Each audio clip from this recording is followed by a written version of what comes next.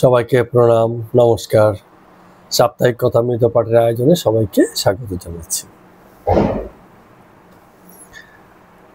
একটা প্রশ্ন করছি শুরুতে আমরা কিছু বইয়ের বিষয়ে আলাপ করে নিই। তো প্রশ্নটা হচ্ছে, ঈশ্বর সুখী নাকি দুঃখী? তিনি কি ভালো কর্মে খুশি হন অথবা মন্দ কর্মে দুঃখী হন? কিরকম মনে হয়, ঈশ্বর কি খুশি থাকেন না দুঃখে থাকেন? বলতে পারো।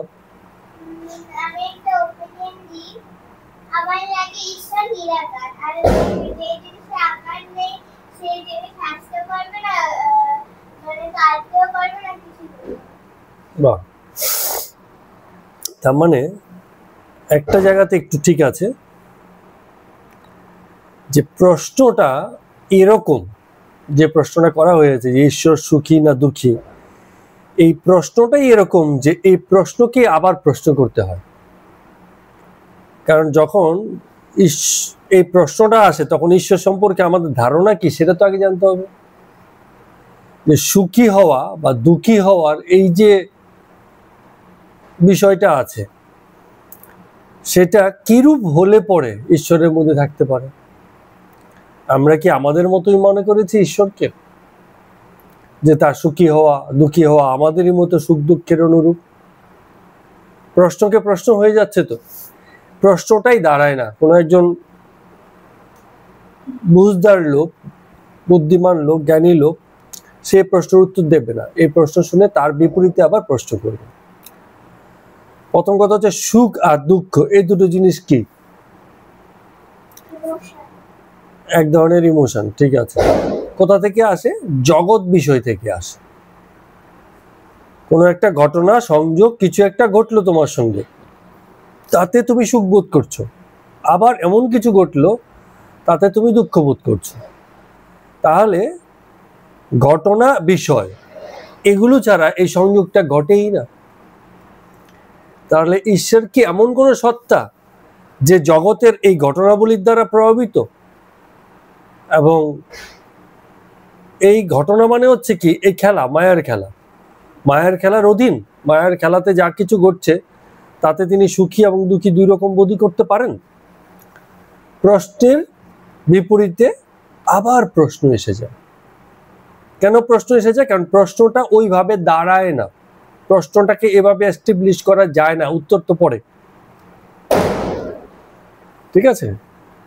তারপরে সুখ দুঃখের এই বিষয় জাগতিক বিষয়ের সঙ্গে জড়িত, বিষয় সম্পর্ক সংযোগ এগুলোর সঙ্গে জড়িত। আবার ঈশ্বরের স্বরূপতা কি সেই নিয়েও অনেক কথা। এই দুটো বিষয় একসঙ্গে প্রতিষ্ঠিত হয়েছে, যেখান থেকে বলা যায় ঈশ্বরও সুখী হন, ঈশ্বরও দুঃখী হন। এর প্রমাণ কি? এই যে বিষয়টাকে আমরা মিলিয়ে দিলাম, এটা প্রতিষ্ঠিত হলো কিনা তার কোনো প্রমাণ তো আমার কাছে নেই। কথায় কথায় বলে দিলাম তিনি সুখী হয়েছেন, তিনি দুঃখী হয়েছেন। বলা হয় প্রার্থনায় তিনি খুশি হন, দুষ্কর্মে তিনি রাগ করেন। তো জগতে হত্যার দুষ্কর্ম তো প্রকৃতির দ্বারাই হচ্ছে, কত কার উপর রাগ করবেন? প্রকৃতি, ঈশ্বর তো তিনি। সুতরাং এটা কি করে আমরা বলতে পারি যে তিনি যে কর্মে, আমাদের দ্বারাকৃত যে কর্মে দুঃখী হন, সেই একই রকম কর্ম তিনি করে চলছেন অনবরত? এরকম বলা যায় না। অর্থাৎ এই বিষয়টাকে, সুখ দুঃখের বিষয়টাকে ঈশ্বরের সঙ্গে প্রতিষ্ঠা করা যায় না, তার প্রমাণ নেই। তো তারপরেও এই যে কথাগুলো, ঈশ্বরের সুখ, ঈশ্বরের দুঃখ, ঈশ্বরের রাগ, ঈশ্বরের খুশি, ঈশ্বরের সন্তুষ্টি, ঈশ্বরের কৃপা প্রার্থনা করা, ধ্যান করে ঈশ্বরকে সন্তুষ্ট করে তার কাছ থেকে বর লাভ করা, বিষয়গুলোতে এই ধরনের স্টেটমেন্ট যখন আসবে, সেখানে পুনর্প্রশ্নের জন্ম দেয় সঙ্গে সঙ্গে। এই যে মন্তব্য, এই মন্তব্যের সত্যি মিথ্যে জানার আগে নতুন করে প্রশ্ন চলে আসে, সেসব খণ্ডন না হলে সেই প্রশ্নগুলোর যে প্রশ্ন বা মন্তব্য তার প্রতিষ্ঠা হয় না, কোনো উত্তরও আসে না। উত্তরদাতা নিশ্চুপ হয়ে যাবেন, কারণ উত্তর দেয়া যায় না। তারপরও আমরা দেখো বলে ফেলি, প্রতিনিয়তই এমন অনেক কথা বলছি ঈশ্বর সম্পর্কে যার প্রতিষ্ঠা দেওয়াই যায় না। এরকম অনেক কিছু আমরা বলতে শুরু করেছি ঈশ্বর সম্পর্কে। এখন ঈশ্বরের কনসেপ্টটা যত না ঈশ্বর তার স্বস্বরূপে আছেন, তার থেকে বেশি আমাদের বর্ণনায় আছেন। আমরা বর্ণনা করে করে ঈশ্বরকে একটা রূপ দিয়ে দিয়েছি, সে রূপে তিনি আদৌ আছেন কি আর নেই তা আমরা নিজেরাও জানি না। হ্যাঁ, তার সম্পর্কে কিছু বলা যায় না, এই বলেও তার সম্পর্কে হাজারো কথা হয়ে যাচ্ছে। বলা হচ্ছে তার সম্পর্কে বলা যাবে না কেন? কারণ মানে বর্ণনাতীত, আমরা বর্ণনা করলে সেটা মিলবে না। তাতেও তার সম্পর্কে অসংখ্য অজস্র সহস্র লক্ষ কোটি বর্ণনা, বর্ণনার পক্ষে আরো বর্ণনা, বিশ্বাস, তার প্রতিমাত্মিক রূপ, অর্থাৎ তার একটা মানে দৃশ্যত রূপও আমরা আমাদের চোখের সামনে দাঁড় করে দিই, নির্মাণ করে দিই, ঠিক আছে, বিভিন্নভাবে। কিন্তু এই যে রূপকতাটা, রূপকে প্রকাশ করতে যার সহায় আমরা নিলাম, তাকেই সেই রূপ ধরে নিই, আমাদের মধ্যে বসে যায়। কারণ মানুষ এইভাবেই ভাবতে ভালোবাসে, এটাই তার কমফোর্ট জোন। এই করে করেই ঈশ্বর সম্পর্কে ধারণা দিয়ে আমাদের মনে পাকাপোক্ত হয়ে বসে। অথচ খুব সাধারণ সাধারণ কিছু কথাও মানে বলাই যায় না ঈশ্বর সম্পর্কে। সেই কথাগুলো বললেই সেখানে পুনঃপ্রশ্ন, আরো নতুন নতুন প্রশ্ন, সেই কথাকে প্রতিষ্ঠা করার জন্য অথবা কথাকে যাচাই করার জন্য অনেক অসংখ্য প্রশ্ন আমাদের সামনে চলে আসে। আমরা সেসবের মীমাংসা করতে পারি না। অথচ যার মীমাংসা হলো না, যেমন ব্যাপারটা হচ্ছে যে এই ভ্যাকসিনে আমাদের অসুখ সেরে যেতে পারে, সারে কিনা তার প্রমাণ নেই, অথচ অসংখ্য ভ্যাকসিন বিক্রি হচ্ছে, লোকে নিচ্ছে। এইরকম ব্যাপার। এই ওষুধে মাথার যন্ত্রণা কমতে পারে, কিন্তু কমে কিনা তার প্রমাণ নেই, কেউ এসে বলেনি হ্যাঁ কমেছে, কিন্তু লোকে নিয়ে যাচ্ছে এই আশায় যে যদি কমে। হ্যাঁ, তো যদি ঈশ্বর সুখী হন বা দুঃখী হন বা নাই যদি হন, তাহলে এই কথাগুলো কোথা থেকে আসছে? ব্যাপারগুলো এরকম। অনেকে তো বলে যে ঈশ্বর সম্পর্কে এত কথা যে বলা হলো, এত যে বলা হলো, বলা তিনি সেই রূপে কিছুটা না থাকলে এত এত কি আর বলা হয়? এরকম হাজারো বছর ধরে যা কিছু বলা হয়েছে বক্তব্য, এই সকল বক্তব্য এক্ষণি মিথ্যা হয়ে যাবে এটা মানতে আমরা নারাজ। তাই ধরে নিই এইসব বক্তব্য যেহেতু বলা হয়েছে, নিশ্চয়ই তার মধ্যে কিছু মন্দ যুক্তির আছে, কিন্তু নিশ্চয়ই কিছু ঠিকঠাকও আছে। এরকম ধরে নিলে আমাদের সুবিধে। না হলে প্রতিনিয়ত প্রশ্ন করা আর সেসব প্রশ্নের উত্তর খোঁজা আমাদের জন্য খুব একটা ক্লান্তিকর অভিজ্ঞতা হয়ে যেত। দরকার নেই এত ক্লান্তিকর অভিজ্ঞতার। ভাই ঈশ্বর তুমি যেমন খুশি তেমন থাকো, যে রূপে খুশি সে রূপে থাকো, সুখী থাকো দুঃখী থাকো, আমার এসবে কোনো মাথা দেওয়ার দরকার নেই। আমি যা বলবে তাতেই রাজি। তুমি বলবে ঈশ্বর আছে, ঠিক আছে রাজি। তুমি বলবে নেই, তাতেও রাজি। কারণ ওটা আমার কমফোর্ট জোন। আমি এর আগে বিচার করে নিজেকে কষ্ট দিতে চাই না। বোঝা গেল? অর্থাৎ যেসব প্রশ্ন আসা উচিত সেগুলো আমাদের মধ্যে আসে না, কারণ সেসব প্রশ্ন আসার একটা জ্বালা আছে। প্রশ্নের উত্তর তো খুঁজতে হবে, মীমাংসা তো খুঁজতে হবে। তো আমাদের জীবন এত আরাম পছন্দ করে, এই কষ্টটা, এই কমফোর্টটা আমরা নষ্ট করতে রাজি নই। এসব চিন্তা ভাবনা করে বেকার সময় নষ্ট করার কি দরকার? সময় কাটানোর যদি ব্যাপার হয়, মোবাইলটা নিয়ে বসে যাই, ওখানে সব অদ্ভুত জিনিস দেখাচ্ছে, ভার্চুয়াল নয় এমন কিছুও দেখাচ্ছে। এআই দিয়ে যা কিছু তৈরি হচ্ছে দেখে তো মনে হচ্ছে রিয়েলিস্টিক, বাট ওর কোনো বাস্তবতার সাথে কোনো মিলই নেই। বাট স্টিল আমরা সেসব বিষয়ে আমাদের সময় এবং বিনোদন দুই কেন্দ্রবিত করে ফেলছি। সময় আমাদের কেটে যাচ্ছে, আরামে আমরা থাকছি, এত প্রশ্ন করার দরকার নেই। প্রশ্ন এই সময়ে খুব মুশকিলের ব্যাপার। তো এটা এই কারণে লোকে করতে চায় না, আমরাও করতে চাই না। তার থেকে তুমি যা বলছো ভাই অত তর্ক ভর্কর দরকার নেই, মেনে নিয়ে সুখী থাকো তুমি, আমিও সুখী থাকি, আমাকে ডিস্টার্ব করো না, এমন কিছু বলো না যা আমার মনকে প্রশ্নের সামনে দাঁড় করিয়ে দেয়, এমন কিছু বলো না। তো এই প্রারম্ভিক আলোচনা দিয়ে চলো আমরা কথামৃতের আজকে পর্ব সংখ্যা 116 শুরু করছি। ঠাকুর বলছেন, ভালো কথা দিয়ে শুরু করেছেন, বলছেন 30 বছর মালা জপে তবু কেন কিছু হয় না। কারণ কি? একদম সহজ কথা, আনুষ্ঠানিক। মালা কেন জপছি, কি হবে মালা জপে, কি চাই, এসবেরই তো মেলবন্ধন ঘটাতে হবে। প্রথমত এই যে মালা জপছি কেন, তার উত্তর পরিষ্কার থাকা উচিত। এটা করে আমি কি চাই তার উপর পরিষ্কার থাকা উচিত। কি পেলাম আর কি পেলাম না, কি পরিবর্তন ঘটছে কি ঘটছে না, উচ্চতর স্তরে কোথায় যাওয়া হচ্ছে কি যাওয়া হচ্ছে না, এইসব প্রশ্নগুলো মেলবন্ধন করা হয় না, তো মিলিয়ে দেখা হয় না। এই কারণে বলছে যে 30 বছর মালা জপে তবু কেন কিছু হয় না। কেন হয় না? বলছে শুধু মালা জপাটা হচ্ছে আনুষ্ঠানিক।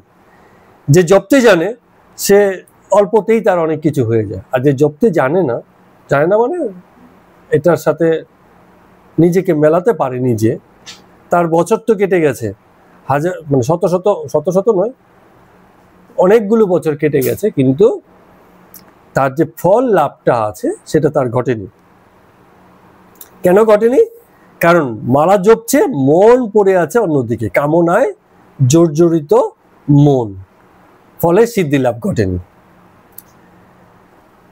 আরেকটা বিষয় আছে যে এই যে এত কিছু ঘটছে, এত কর্মযজ্ঞ, এত আয়োজন, ঠাকুর বলছেন যে আরেকটা জিনিস আছে যেটা না হলেও শেষ পর্যন্ত সবকিছু করেও অনেক কিছু হয়ে ওঠে না, সেটা হচ্ছে তার কৃপা পাওয়া। তিনি কৃপা করলে তবেই হয়, ঠিক আছে?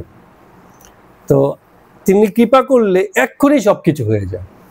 আমরা বলছি এটা হয় না ওটা হয় না, তিনি যদি কৃপা করেন এক্ষুনি হয়ে যায়। যেমন অনেক সময় হয়ে যায়, একটা উদাহরণ দিয়ে বলছেন, একটা গরিবের ছেলে কোনো একটা ভদ্রলোকের গৃহস্থর চোখে পড়েছে, নজরে এসছে, ছেলেটাকে ভালো জানেন বলে মেয়ের সঙ্গে বিয়ে দিয়ে দিয়েছে। ছেলেটা ছিল গরিবের ছেলে, তো যেহেতু সে ধনীর মেয়ে বিয়ে করেছে, রাজ্য এবং রাজকন্যা দুই পেয়ে গেছে।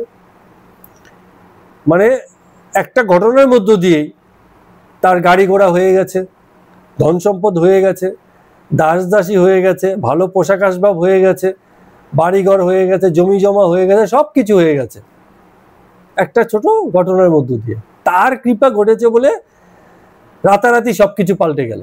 আর সে যদি তার নিজের মতো করে করার চেষ্টা করতো, তাহলে কি হতো? অনেক লম্বা সময় লাগতে পারতো, হয়তো নাও হতে পারতো, তা আমরা জানি না। তো এরকম বড় কোনো সংযোগ যদি ঘটে ভক্তিপথে, তাহলে বোঝা যায় যে ঈশ্বরের কৃপা ঘটেছে। এক ব্যক্তি জীবনে একটা লম্বা সময় পার করে দিয়েছেন, ভক্ত হতে পারেননি, আবার 2-4-5 বছরেই তার জীবনে এমন পরিবর্তন ঘটেছে, সে একজন অন্যতম ভক্ততে পরিণত হয়েছে। এমনও তো হয়। এইসব ঘটনা কখন ঘটে? যদি তার কৃপা হয়। বোঝা গেল? এখন কেউ একজন বলছে যে ঈশ্বর যদি কৃপা করেন তাহলে তো এটা ঈশ্বরের খুশি, কৃপা আমাকে করবেন কি করবেন না। আবার যদি না করেন তাহলে হাজার চেয়েও তো তার কাছ থেকে পাওয়া যাবে না। তো এটা কি রূপে হয়, কি করে বুঝবো যে তিনি আমাদের কৃপা করলেন আর করলেন না? তো এটার উত্তর দিতে গিয়েও রামকৃষ্ণদেব ঠাকুর এটা খুব সুন্দর কথা বলছেন, বলছেন ঈশ্বরের বালক স্বভাব। বালক স্বভাব মানে কি? বাচ্চাদের মতো স্বভাব ঈশ্বরের। বাচ্চাদের স্বভাব মানে কি?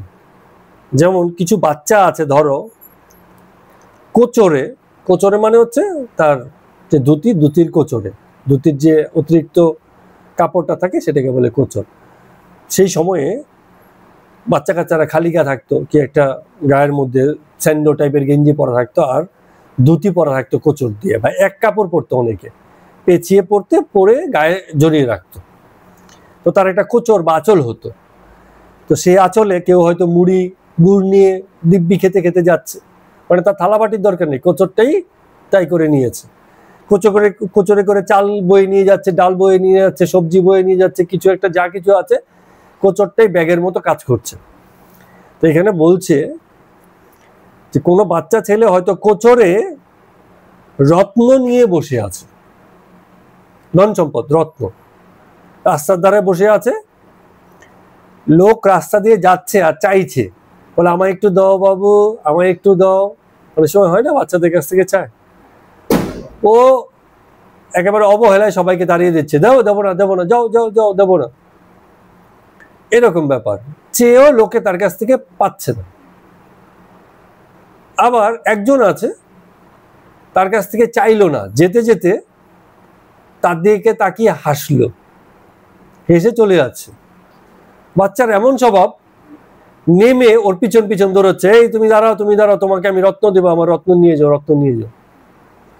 কেউ চেয়ে পাচ্ছে না, আবার যে চায় না তাকে দেওয়ার জন্য সে পিছন পিছন দৌড়চ্ছে। তো এই যে মানে প্রিডিক্ট করা যাচ্ছে না কে পাবে আর কাকে দেবে, এই ব্যাপারটা আগে থেকে ঠিক করা যাচ্ছে না, কোনো লক্ষণ দিয়ে বোঝা যাচ্ছে না। যেমন স্বভাব যদি বাচ্চাদের হয়, সেই বাচ্চা স্বভাবই হচ্ছেন ঈশ্বর। তিনি কাকে দেবেন আর কাকে দেবেন না কেউ ঠিক করে জানে না। ওনার মনে চাইলে কাউকে দেন, মনে না চাইলে খুব ভালো লক্ষণ আছে, তা সত্ত্বেও কেউ পায় না। তার মানে কি? স্বেচ্ছাধীন, নিজের আপন ইচ্ছার অধীন। কাকে দেবেন কি দেবেন না ও তার ইচ্ছের ব্যাপার। কে তার কৃপা পাবে কি পাবে না ও আগে থেকে বলা যায় না। ঈশ্বর নিজেও কোনো নিয়ম করে রাখেননি যে এতটা ডাকলে পরে ও আমাকে পাবে। হ্যাঁ, কেউ আছে অল্প ডেকেই হয়ে যেতে পারে, আবার কেউ আছে অনেক বছর ডেকেও কিছু পায় না মানে আন্ডারস্ট্যান্ডিংটা, হ্যাঁ, তাকে বোঝা যায় না, তাকে বুঝতে পারে না। তো যে বুঝতে পারে না সে বিভিন্ন নিয়ম কানুনের দোহাই দিতে শুরু করে এবং ঈশ্বরকে সেসব ছকেই ফেলে। নিয়ম আমরা বানাই ঈশ্বরের জন্য, ঈশ্বর কোনো নিয়ম বানিয়ে রাখেননি। কারণ আমরা জগতের নিয়মে থাকি, সেসবের পালন করি, আবার অনিয়মও করি।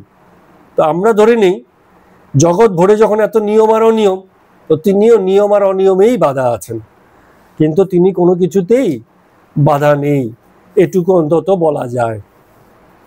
কি করে বলছি? কারণ যা জগতের বিষয় সেসবের ঊর্ধ্বেই তিনি, এটুকু ধরে নেওয়া যায়। না হলে তাতে আর আমাদের খুব বেশি ফারাক নেই। একই সঙ্গে ঈর্ষা, রাগ, ঘৃণা, হিংসা এসবের অধিকারী তিনি হয়ে যান। আমি যেমন পীড়িত, একই রকম তিনিও পীড়িত হয়ে যান। আমার ঊর্ধ্বে নন তিনি, এরকম একটা ভাবের জন্ম হয়। সাধারণ মানসিক অভিব্যক্তি যা মানুষের মানে সঙ্গী, সেসবকে হেলায় যদি হারাতে না পারেন তবে আর জগদীশ্বর কেন? এসব অধীনতা আমাদের জীবনকে এত ব্যতিব্যস্ত করে যে আমরা মানে বন্ধনে থাকি, কিন্তু তিনি তো চিরমুক্ত, আর সেই মুক্তির অনুসন্ধান আমাদেরও চাই। সেই সবের কারণে বলছি, যদি এই মুক্ততা তার সত্তা হয় তাহলে তিনি এসবের কোনো বন্ধনই নেই। আচ্ছা, এবার ঠাকুর বলছেন যে আমার কথা আর কি বলবো, আমি তো প্রতিনিয়ত সঙ্গী খুঁজি। আমার ভাবের লোক মানে কি? আমার ভাবের সাথে মেলে এমন লোক, খুব ভক্ত, দেখেই মনে হয় এ আমার ভাবটা নিতে পারবে, আমাদের ভাবের মিলন হবে। অথচ কিছুদিন পরেই দেখি সে আরেক রকম হয়ে জগতের বিষয়ের সঙ্গে মিশে চলে যায়। এটা সেই ভূতের মতো যে একা একা ঘুরছিল, ভাবছিল শনি মঙ্গলবারে অপঘাতে মৃত্যু হলে সে তার সঙ্গী পাবে। ফলে শনিবার আর মঙ্গলবারে যদি কেউ মানে কোনো আঘাত পায়, কেউ হয়তো ছাদ থেকে পড়ে জ্ঞান হারিয়ে ফেলেছে, সেই ভূত গিয়ে তার পাশে দাঁড়িয়ে পড়ে, সে মরবে আর সে তার সঙ্গী পাবে। কিন্তু কপাল এত খারাপ যে কিছুক্ষণ পরে সেই ব্যক্তি আবার বেঁচে ওঠে বা তার জ্ঞান ফিরে আসে, তার আর সঙ্গী পাওয়া হয় না। এরকম করে সে ছুটতে লাগে, শনি মঙ্গলবারে কার অপঘাতে মৃত্যু হবে এটা খুঁজতে লাগে। তা আমারও হয়েছে সেই অবস্থা, আমি একা ভূত, ঈশ্বরের অনুসন্ধান করছি, চাই যে আরো কেউ থাকবে, কিন্তু এমন কপাল দ্বিতীয় সঙ্গী পাওয়া যাচ্ছে না। তো এবার ঠাকুর একটা বাস্তবতার কথা বলছেন সেজবাবুর কথা বলি। একবার সেজবাবুর খুব ভাব হয়েছে, ভাব মানে ঈশ্বরের ব্যাপারে তার চিন্তা ভাবনা যে কোনো জায়গাতে এসে পরিপক্ক হয়েছে, তিনি গভীর ভাবনাতে ডুবেছেন এবং এসব ভাবনার কারণে, বোধের কারণে তিনি সর্বদাই মাতালের মতো থাকেন, কোনো কাজ মন দিয়ে করতে পারছেন না। সেজবাবু হচ্ছে রানী রাসমণির মেয়ের জামাই, কোনো কাজই তিনি মন দিয়ে করতে পারছেন না। তখন সবাই বলে যে এরকম যদি হয় তাহলে এই যে বিষয় আশয়, এত সম্পত্তি, সহায় সম্পত্তি, এগুলো দেখবে কে? এইসব কেন ঘটলো? সবাই ভাবছে যে এই যে সেজবাবুর এমন একজন বিষয়ী লোক, তার যে এত একটা পরিবর্তন, এটা কেন হলো? নিশ্চয়ই ছোট বচ্চার্জি মশাইয়ের প্রভাবে। তিনি কোনো টুকটাক করেছেন। কে এই ছোট বচ্চার্জি মশাই? বচ্চার্জি মশাই, ছোট বচ্চাস। তার দাদার নাম ছিল রাম বচ্চাস আর তার ছোট ভাইয়ের নাম হচ্ছে রামকৃষ্ণদেব ঠাকুর বচ্চাস। ঠিক আছে, তার মানে রামকৃষ্ণদেব ঠাকুরের প্রভাবে সবাই ধারণা করছে হয়তো সেজুবাবুর এইরকম মতিভ্রম হয়েছে, যে তিনি অনেকটা মাতালের মতো থাকেন, চুপচাপ থাকেন, বিষয় আশয় সংরক্ষণের ব্যাপারে তার মন এখন আর সেই রকম নেই। তো এগুলো দেখে সবাই ছোট বচ্চাস মশাই ওনাকেই দায়ী করছেন, রামকৃষ্ণদেব ঠাকুরকে দায়ী করছেন যে তার প্রভাবে ব্যাপারগুলো এরকম হচ্ছে। তো এরকম অনেক গল্প কথা প্রচলিত আছে। এবার ঠাকুর আরেকটা গল্প বলছেন, তার আগে আরো দুটো গল্প বলেছেন বটে, কিন্তু সেগুলো আমরা শুনেছি বলে সেই গল্পগুলো এখানে উল্লেখ করলাম না। আরেকটা গল্প বলছেন, সেখানে বলছেন যে এই যে ঈশ্বরের পথে যাওয়া এ বড় সহজ বিষয় নয়, সকলেরই পিছু টান থাকে। গেল দিনকে আমরা একটা পোস্ট করেছিলাম, লিখেছিলাম খুঁটি বাঁধা গরু কত দূর আর যেতে পারে, মাঠের মধ্যে খুঁটি বেঁধে রেখেছে, ওই দড়িটা ব্যাসার্ধ ধরে যতটা বৃত্ত তৈরি করা যায় সেইটুকুই তার সীমানা, তার বাইরে তো আর সে যেতে পারবে না। দুঃখিত। তাহলে যার খুঁটি বাঁধা আছে সে খুব বেশি দূর যেতে পারে না, এই কথা ঠাকুর বলছেন। এবং বলছেন বলে এই নিয়ে একটা গল্প আমাদের শোনালেন। কি গল্প? চলো আমরা সেই গল্পটা একটু শুনে নিই। একজন শিষ্য গুরুকে বলছিল যে গুরুদেব, আমার স্ত্রী বড় যত্ন আত্তি করে, খুব সেবা করে, আমার ওর প্রতি আমার এত টান আর এত মায়া লেগে গেছে যে ওকে ছেড়ে গুরু আপনার সঙ্গে যে যাবো তা আর আমার হয়ে উঠছে না, আমি আর পারছি না, গুরুর সঙ্গে যেতে পারছে না, পিছু টান রয়ে গেছে। বলছে স্ত্রী বড় যত্ন আত্তি করে, মায়ায় পড়ে গেছি। তো শিষ্যটা হঠযোগ করতো। হঠযোগ মানে হচ্ছে বিভিন্ন আসন করতো, শরীর সুরক্ষার জন্য বিভিন্ন আসন করতো। তো সেই হঠযোগী শিষ্য তাকে একটা বাস্তবতাটাকে বা এই সত্যটা, জগতের সত্যটাকে বুঝাবেন বলে গুরু তাকে একটা ফন্দি শিখিয়ে দিলেন। তো ফন্দি শিখিয়ে দিয়েছেন গুরুর কথা মতো শিষ্য তার বাড়িতে চলে গেছে, গিয়ে দু একদিন পরে খুব কান্নাকাটি পড়ে গেছে। কেন? কারণ হঠযোগ করতে করতে, হঠযোগ মানে হচ্ছে বিশেষ কোনো শারীরিক ভঙ্গি করতে করতে, যোগ সাধনা করতে করতে ওই যে শিষ্যটি আছে সে দেহ রক্ষা করেছে, দেহ মানে পটল তুলেছে, যাকে বলে মারা গেছে। তো পাড়ার লোকেরা সব এসে গেছে তার কান্নাকাটি শুনে, বাড়ির লোকের কান্নাকাটি শুনে। এসে দেখছে হঠযোগী তার একটা আসনে বসে আছেন, একে বেঁকে আড়ষ্ট হয়ে বিভিন্ন একটা ভঙ্গিতে। হ্যাঁ, আর তার প্রাণবায়ু বেরিয়ে গেছে। স্ত্রী আশ্রয় পড়ে কাঁদছে, ওগো আমাদের কি হলো গো, তুমি আমাদের রেখে চলে গেলে, এখন আমাদের কি হবে গো, তোমার ছোট ছোট বাচ্চাদের কে দেখবে গো, আমাকে কে দেখবে গো, এই জীবন আমি কিভাবে রাখবো গো, এরকম করে স্ত্রী অসংখ্য কান্নাকাটি করছে। তো স্ত্রী কান্না তো আর থামছে না, কিন্তু আত্মীয় স্বজন পাড়া প্রতিবেশী যারা আছে তারা বন্ধুকে এই যে মারা গেছে নিয়ে যাবে বলে একটা খাট নিয়ে এসেছে, খাটিয়ায় করে শ্মশানে নিয়ে যাবে। কিন্তু মুশকিল হলো ঘর থেকে বার করতে গিয়ে অসুবিধা হয়ে গেছে, যেহেতু সেই হঠযোগী শিষ্যটি বিশেষ আসনে বসেছিল, তার যে দুয়ার বা দরজা সেখান দিয়ে তাকে কোনো মতে বার করা যাচ্ছিল না, একে বেঁকে বসে আছে, তার দেহটাকে আর বার করা যাচ্ছে না, করতে গেলেই কোথাও না কোথাও আটকে যাচ্ছে। এ বড় যন্ত্রণার ব্যাপার হয়ে গেছে, দেহটা বার করতে পারছে না ঘর থেকে। তো একজন প্রতিবেশী একটা কাটারি নিয়ে এলো দৌড়ে, কাটারি মানে হচ্ছে কাঠ কাটার যে করাত, তো সেটা দিয়ে সে দরজা কেটে ফেলার চেষ্টা করছে। তেমন সময় স্ত্রী কান্নাকাটি করছিল, মানে ধুমধাম শব্দ হচ্ছে শুনে কাঁদতে কাঁদতে দৌড়ে এসে জিজ্ঞেস করছে, ওগো তোমরা কি করছো, কি করছো? তখন সে প্রতিবেশী বলছে, আরে উনি তো বেরোচ্ছেন না, উনি এমন একটা ভঙ্গিতে আছেন, ওনাকে চৌকাঠ না কেটে বার করা যাচ্ছে না, তাই আমি কাটারি নিয়ে এসছি, এই দরজা কপাটটাই কেটে ফেলছি। তখন স্ত্রী কেটে কেটে বলছে যে, আরে আমার কি হবে, আমার তো দেখবার কোনো লোক নাই, কটা নাবালক ছেলেকে মানুষ করতে হবে, আয় নেই, রোজগার নেই, যিনি একমাত্র সদস্য ছিলেন তিনি তো চলে গেলেন, এখন তোমরা যদি দুয়ার দরজা কেটে ফেলো তাহলে এই ঘরের মধ্যে আমি কি করে থাকবো, আমার তো অর্থবল নেই যে আমি একটা দুয়ার বা দরজা তৈরি করব। তার থেকে বরং এক কাজ করো না, যেসব জায়গায় আটকাচ্ছে ওর হাত পা গুলোই কেটে দাও, ও তো মরেই গেছে, আমার তো এগুলো গেছে ওগুলো গেছে,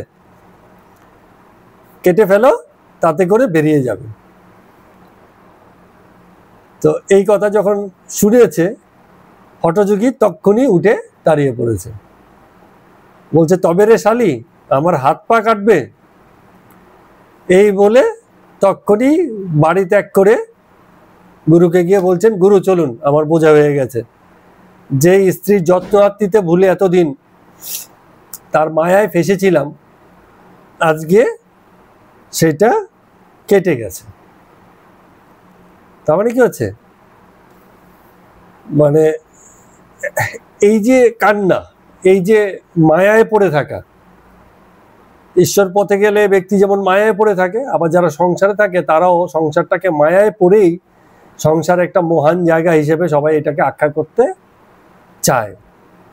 অনেককে তো এমনও দেখা গেছে, ঠাকুর বলছেন, তার অভিজ্ঞতা থেকে বলছেন, যে অনেককে তো এমনও দেখা গেছে যে শোকের বাড়িতে কাঁদতে হবে জেনে আগে নথ খুলেছে, তারপরে কি বলে এটাকে, চুড়ি খুলেছে, গয়নাগাটি খুলে সব বাক্সের মধ্যে সুন্দর করে সাজিয়ে রেখে তবে উঠোনে গিয়ে হামলে পড়ে কাঁদতে শুরু করেছে। কারণ হামলে পড়ে কাঁদবে, কোথায় নথ খুলে পড়ে যায়, কোথায় খুলে পড়ে যায় খেয়াল করতে পারবে না, এজন্য সব গয়নাকাটি আগে সব খুলে রেখে কান্নাকাটি করতে শুরু করেছে। তার আগে কান্না নেই, জায়গা মতো গিয়ে কান্না, ও গো দিদি গো, আমার কি হলো গো, আমার কি হবে গো, এই বলে কান্নাকাটি শুরু করেছে। তো এগুলো সবই মায়ার খেলা, এই যে কান্না এতেও মায়ার খেলা, এবং এই যে দেখানো ব্যাপারটা, লোক দেখানো ব্যাপারটা, সেসবও মায়ারই খেলা। এখন নরেন্দ্র, গিরিশ, আরো অনেক ভক্তবৃন্দ সামনে ছিলেন, সেখানটাতে একটা তত্ত্বীয় বিষয় নিয়ে ওদের মধ্যে তর্কাতর্কি হচ্ছে। এসব তর্কাতর্কি কে লাগিয়ে দেয়, কে বাদিয়ে দেয়? রামকৃষ্ণদেব নিজে বলে, তোমরা এইসব বিষয়ে তর্কাতর্কি করো, আমার শুনতে খুব ভালো লাগবে। এইগুলো উনি নিজেই করেন, যে তোমরা করো, আমি শুনবো। তো নরেন্দ্র বলছে যে প্রুফ বা প্রমাণ না হলে কেমন করে বিশ্বাস করি যে ঈশ্বরই মানুষ হয়ে আসেন। প্রমাণ কি? ঈশ্বরই যে মানুষ হয়ে এসছেন তার একটা প্রমাণ তো চাই। কোনো প্রমাণ তো পাওয়া যায়নি, অবতার তত্ত্ব তাই দাঁড়ায় না। গিরিশ বলছে বিশ্বাসই সাফিসিয়েন্ট প্রুফ, যথেষ্ট প্রমাণ। এই যে জিনিসটা এখানে আছে, তুমি বিশ্বাস করছো কেন? চোখের সামনে দেখতে পাচ্ছ, তাই তো বিশ্বাস করছো, এটাই প্রমাণ। ঈশ্বরকে তুমি দেখোনি, কিন্তু এই যে অবতার, তাদের মধ্যে যে গুণাবলীর প্রকাশ ঘটেছে, বিস্তার ঘটেছে, তা তুমি অন্য কারোর মধ্যে দেখোনি। মনুষ্য গুণাবলীরও অধিক উচ্চ, তাই তুমি বিশ্বাস করো যে এনাতে ঈশ্বরী অবতার রূপে এসেছেন। তোমার বিশ্বাস, এবং এটাই প্রমাণ। এবার আমার প্রশ্ন হচ্ছে, এই যে যাকে আমরা বলি বিশ্বাস, এই বিশ্বাসটা কিসে কিসের উপরে আসে? একটা দিয়েছি, এই পেনটাকে দেখি, কি বলেছি? ইন্দ্রিয় গ্রাহ্য হতে হবে। বিশ্বাসের অন্যতম একটা শর্ত হচ্ছে বিষয়টা হতে হবে ইন্দ্রিয় গ্রাহ্য। চোখের সামনে থাকতে হবে, কানে শুনতে হবে। আমার বিশ্বাস এটা খেতে মিষ্টি, কিন্তু আমি মুখে নিয়ে দেখলাম তেতো। তেতোকে টাচ করে বোঝা যায় না, মিষ্টি কেউ টাচ করে বোঝা যায় না, ওটাকে জিহ্বা। না, আমি বলছি ইন্দ্রিয় গ্রাহ্য বিষয় হচ্ছে, ইন্দ্রিয় গ্রাহ্যতা 5টি বিষয়ের উপর দাঁড়ায়। চক্ষু, কর্ণ, নাসিকা, ঘ্রাণ সুখে বোঝা যায়, ত্বক, জিহ্বা, এগুলো হচ্ছে ইন্দ্রিয় গ্রাহ্যতা, এসব দিয়ে বোঝা যায়।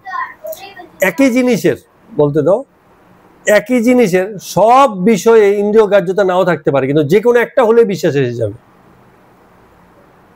পাশের বাড়িতে রান্না হচ্ছে কিছু একটা, আমি ঘ্রাণ শুনলাম, মানে ঘ্রাণ পেলাম, ঘ্রাণ শুনে বুঝতে পারছি সে বাড়িতে চিকেন রান্না হচ্ছে, ঠিক কিনা? চোখে দেখেছি, কানে শুনেছি, চেখে দেখেছি জিহ্বা দিয়ে, তারপরে স্পর্শ করে দেখেছি, দেখিনি, শুধু ঘ্রাণ নাসান্দ্রিয়ের মাধ্যমে আমরা আমাদের অভিজ্ঞতার সাথে মিলিয়ে দেখেছি সেখানে চিকেন রান্না হচ্ছে, কারণ আমরা জানি চিকেন রান্নাতে এইসব হয়। তার মানে যে কোনো একটা ইন্দ্রিয় গ্রাহ্যতা একটা প্রমাণের, বিশ্বাসযোগ্যতা প্রমাণের একটা বিষয় হতে পারে, ঠিক কিনা? বিশ্বাস মানে কোনো একটা বিষয়ে কারো বিশ্বাস আছে, এটার প্রমাণ হলো যে সেই বিষয়টা ইন্দ্রিয় গ্রাহ্য, ইন্দ্রিয়ের যে কোনো একটা বিষয়ের সঙ্গে তার সংযোগ ঘটেছে, তাই সে বিশ্বাস করে, ঠিক কিনা? শুধু এটুকু নয়, আরো আছে। অনেক সময় ইন্দ্রিয় গ্রাহ্যতা নয়, ঠিক আছে, অভিজ্ঞতা। একটা লোককে এসে দেখাচ্ছে, বলে দেখুন তো আমার এখানে কি কামড়ে দিয়েছে। সাপুরে দেখেই বুঝবে, আরে এ তো সাপে কামড়েছে, কিছুই সে জানে না ওই ঘটনা সম্পর্কে, প্রত্যক্ষ তার কোনো অভিজ্ঞতা নেই, শুধু তার প্রিভিয়াস অভিজ্ঞতা। আরেকজন দেখে বলবে না পোকায় কামড়েছে, আরেকজন দেখে বলবো কই দেখতেই পাচ্ছি না ভালো মতো।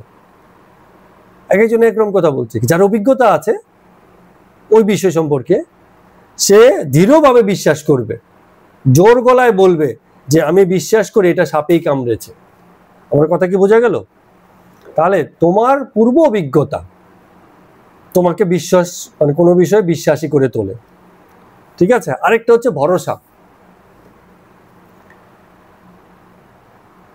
শিক্ষক বলেছেন, গুরুদেব বলেছেন, আমরা তার বলাকে ভরসা করি, শ্রদ্ধা করি, সম্মান করি, বিশ্বাস করি তিনি ঠিক বলছেন, ঠিক আছে? দেশের প্রধানমন্ত্রী বলেছেন, কি এমন কেউ বিশেষ ব্যক্তি, ঈশ্বরচন্দ্র বিদ্যাসাগর যখন বলেছেন, আইনস্টাইন যখন বলেছেন, হ্যাঁ, হকিন্স যখন বলেছেন, তখন নিশ্চয়ই ঠিক বলেছে, আমরা বিশ্বাস করি।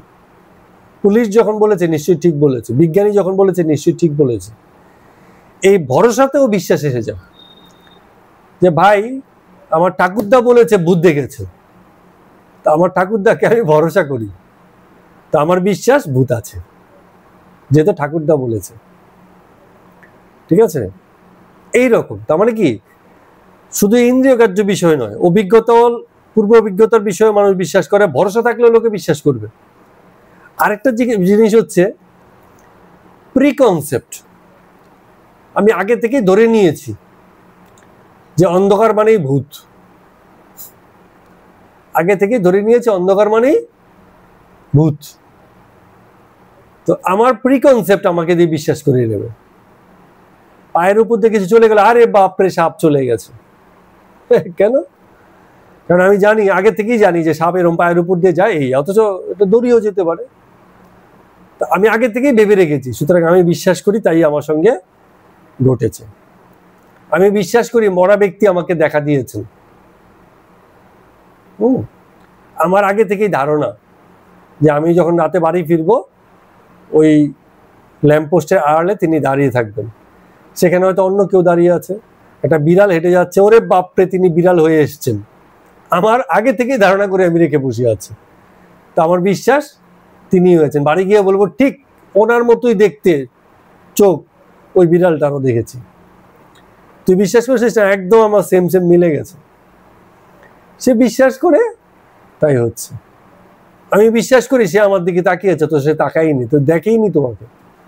কারণ আমি দেখেছি সে হয়তো আমার দিকে তাকিয়েছে কি তাকায়নি, আমি বিশ্বাস করি সে আমার দিকেই তাকিয়ে আছে, কারণ আমি ভেবেছি এই ব্যাপারটা। তাহলে প্রিকনসেপ্টও বিশ্বাসের অন্যতম একটা কারণ। ঠিক আছে, শুধু ওই বিষয়ই না, আরেকটা বিষয় আছে, এটা আরো মজার বিশ্বাসের। সেটা হচ্ছে বিকল্পহীন ধর্তব্য। আচ্ছা, তুমি বলছো এখানে পোকায় কামড়ায়নি, তুমি বলছো এটা মাকড় সাথে কামড়ায়নি, তুমি বলছো এটা সাপে কামড়ায়নি, তুমি বলছো এটা এতে কামড়ায়নি, এই যে যত কিছু বলছো একটাও কামড়ায়নি, কিন্তু কামড়টা তো আছে, তাহলে এটা তোমার মানুষই কামড়েছে।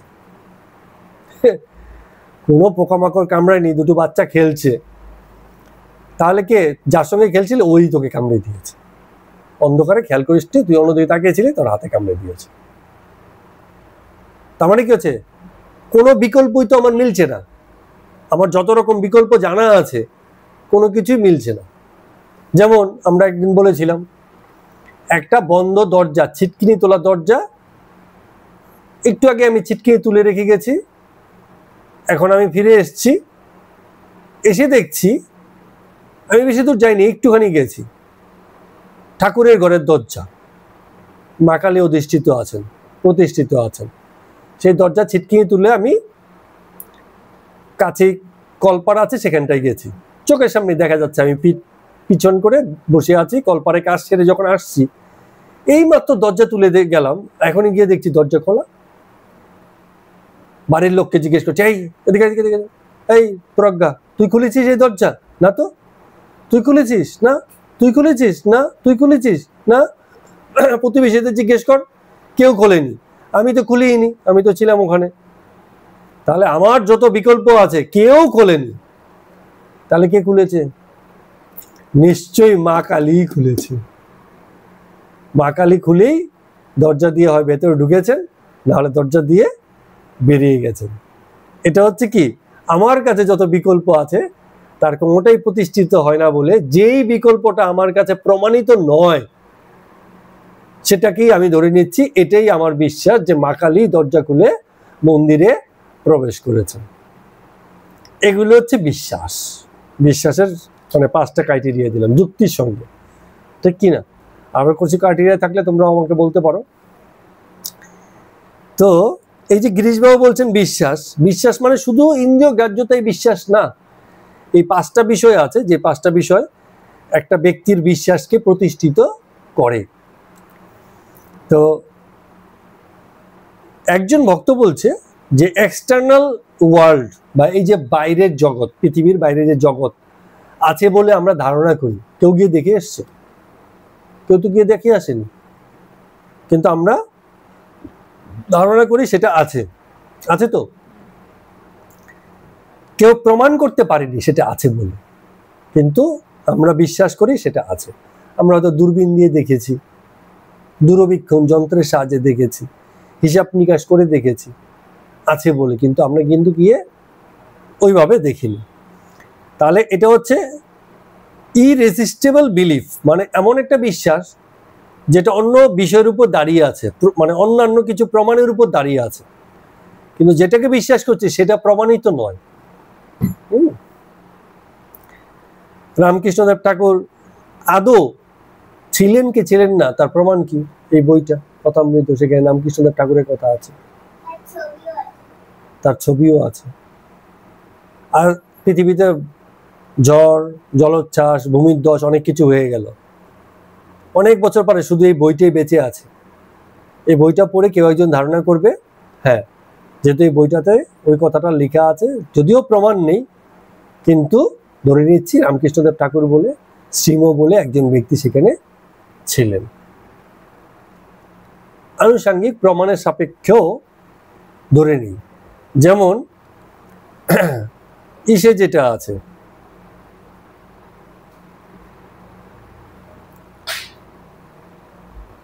এই যে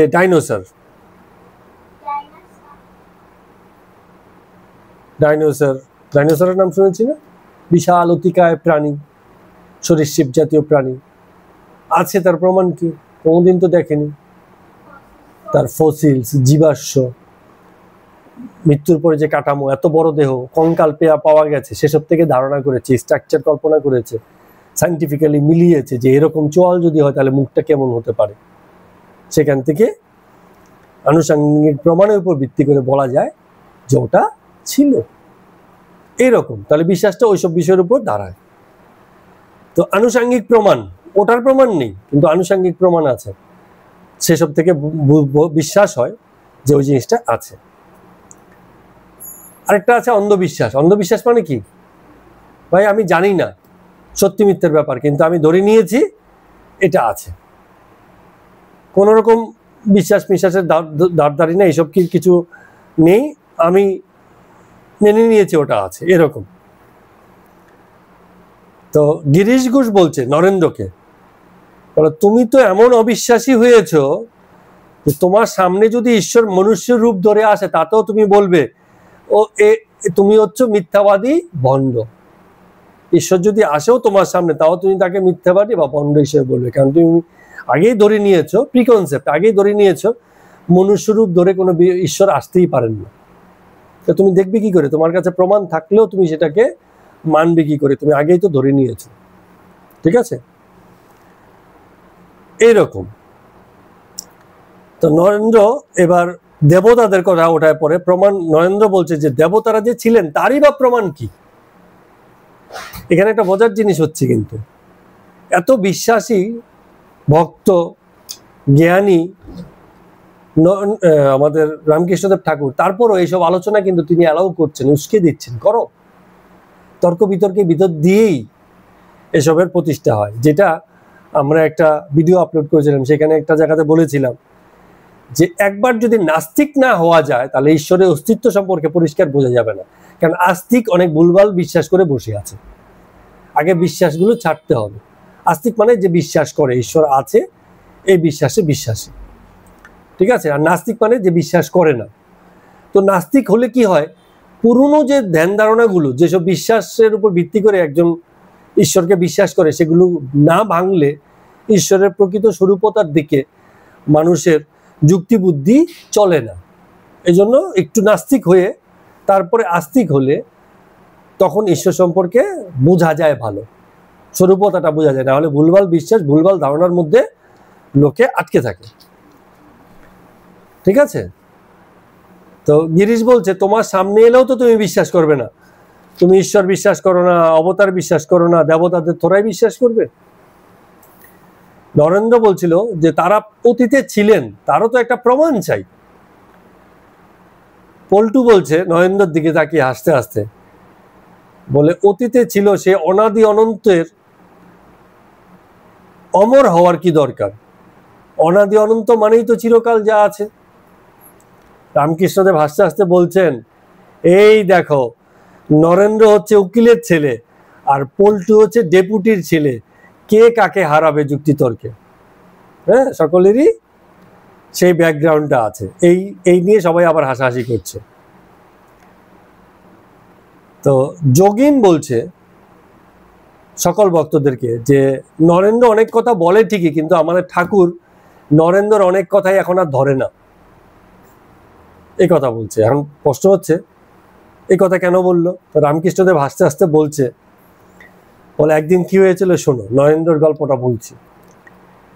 আমি একদিন বলছিলাম যে চাতক পাখি আকাশের জল ছাড়া কিছু খায় না। বলছে না চাতক পাখি শুধুমাত্র বৃষ্টির জল খায়, এত নদী সাগর জল, তারপরও তৃষ্ণায় বুকের ছাতি ফেটে যায়, তাও কিন্তু সে অন্য জল খায় না। তো নরেন্দ্র বলছে, তুমি তোরাই জানো চাতক পাখি অন্য জল খায় কিনা? সব জল খায়, তুমি জানো না। ঠাকুরকে কথা বলেছে। ঠাকুর এখন মানে মায়ের কাছে গিয়ে বলছে যে মা, তাহলে এত যে কথা চাতক পাখি নিয়ে হচ্ছে, সবই কি তাহলে মিথ্যা হয়ে গেল, বাড়ি ভাবনা হয়ে গেল? তো একদিন নরেন্দ্র আবার এসছে, তো ঘরের ভিতর কতগুলো পাখি উঠছিল। তো নরেন্দ্র ওই ওই করছিল, ওই ওই ফুসফুস তাড়িয়ে দেয় না। তো এটা শুনে রামকৃষ্ণদেব ঠাকুর ওখানে গেছেন, বলে কি করছিস কি করছিস? বলে এই দেখো কতগুলো পাখি। বলে কি পাখি? ঠাকুর জিজ্ঞেস করছেন। বলছে ওই দেখো চাতক পাখি, চাতক পাখি। তো ঠাকুর হাসবেন না কাঁদবেন বুঝতে পারছেন না। কতগুলো চামচিকে পাখি ছিল, চামচিকে, ওগুলোকে নরেন্দ্র বলছে চাতক পাখি। তাহলে ওগুলো যদি জল খায়, নরেন্দ্র হিসাবে চাতক পাখি জল খায়। নরেন্দ্র চাতক পাখিই চেনে না, অথচ বলছে তুমি জানো না চাতক পাখি সব জলই খায়।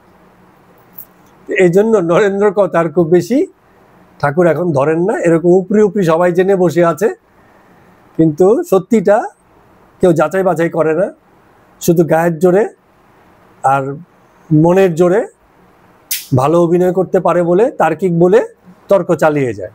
এজন্য ওর কথা আমি এখন আর বিশেষ ধরি না, এই কথা ঠাকুর বলছেন।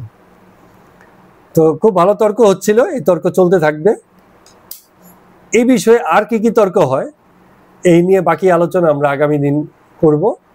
আজকের মতো কথামৃত পাঠ এখানেই শেষ করছি। সবাইকে প্রণাম এবং নমস্কার।